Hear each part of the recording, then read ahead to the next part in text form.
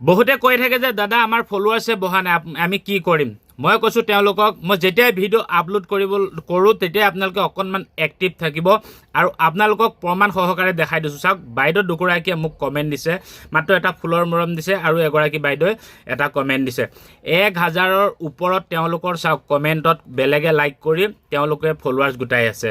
আপোনালোকে কিয় নোৱাৰিব? আপোনালোকেও এনেধৰণৰ কাম কৰক।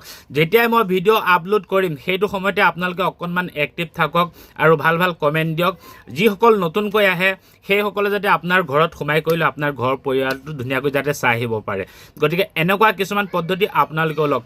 সেইটো কাৰণে আপোনালোকক সকলোকে কওঁ, ইজনে আনজনক ছাপোৰ্ট কৰিলেহে আপোনালোকে ছাপোৰ্ট পাব, নহ'লে আপোনালোকে ছাপোৰ্ট নাপাব। যদি আপুনি অকলে ভাবে যে মই অকলশৰে মই ডাঙৰ বুলি, তেতিয়াহ'লে নহ'ব।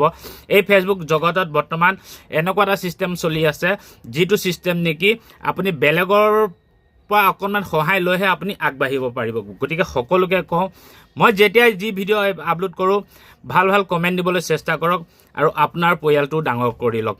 উদাহৰণ হিচাপে আপোনালোকক দেখাই দিয়ে থৈ দিছোঁ মই। আৰু ভিডিঅ'টো কেনেকুৱা লাগিলে আপোনালোকে জনাব আৰু কমেণ্ট কৰি ওপৰলৈ যাওক।